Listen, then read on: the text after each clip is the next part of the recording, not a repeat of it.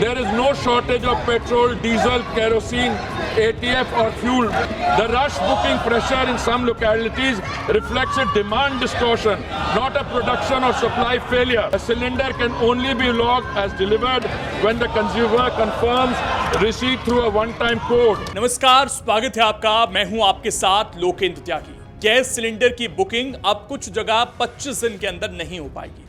सरकार ने फिर से नियम बदल दिए हैं। अब इसका असर क्या होगा और अब आप एक बार सिलेंडर बुक करने के बाद दूसरा सिलेंडर कितने दिन में बुक कर पाएंगे, ये जानने के लिए इस वीडियो को आखिर तक जरूर देखिए। बाकी इस वीडियो को आप कहां से देख रहे हैं और वहां इस वक्त कैसी स्थिति है, हमें कमेंट कर जरूर बताइएगा। देश में इस वक्त एलपीजी को लेकर बने हालात पर संसद में केंद्रीय मंत्री हरदीप सिंह पुरी ने विस्तार से जानकारी दी और फिर से यह साफ किया कि देश में गैस या तेल की कोई कमी नहीं है, लेकिन मौजूदा वैश्विक हालात को देखते हुए आपूर्ति को संतुलित रखना जरूरी है।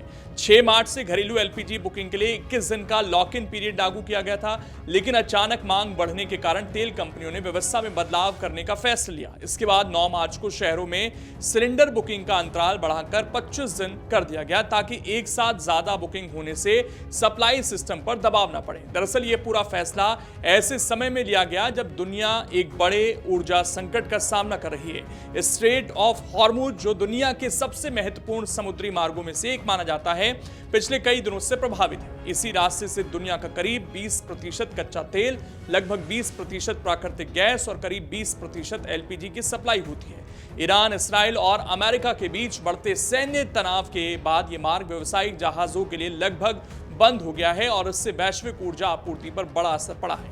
भारत इस संघर्ष का हिस्सा नहीं है, लेकिन अंतर्राष्ट्रीय बाजार में पैदा हुई अनिश्चितता का असर हर देश की तरह भारत पर भी पड़ा। ऐसे में सरकार पहले से ही तैयारी कर रही है ताकि घरेलू बाजार में किसी भी तरह की कमी या घबराहट की स्थिति पैदा न हो। हरदीप सिंह पुरी ने संसद में बताया कि भारत ने समय रहते वैकल्पिक स्रोतों से कच्चे तेल और एलपीजी की आपूर्ति सुनिश्चित कर ली। पहले भारत के लगभग 45% कच्चे तेल का आयात हॉर्मुज मार्ग से होता था, लेकिन अब यह निर्भरता घटाकर करीब 30% के आसपास रह गई है। देश अब 27 की जगह करीब 40 देशों से तेल खरीद रहा है, जिससे सप्लाई के विकल्प काफी बढ़ गए हैं। सरकार के मुताबिक देश की सभी रिफाइनरियां पूरी क्षमता के साथ काम कर रही हैं और कई जगहों पर उत्पादन 100% से भी ज्यादा किया जा रहा है, ताकि घरेलू बाजार में पेट्रोल, डीजल और गैस की उपलब्धता बनी रहे। पेट्रोल पंपों पर भी पर्याप्त स्टॉक मौजूद है और किसी भी तरह की कमी की रिपोर्ट सामने नहीं आई है। एलपीजी के मामले में भी सरकार ने बड़ा कदम उठाया है।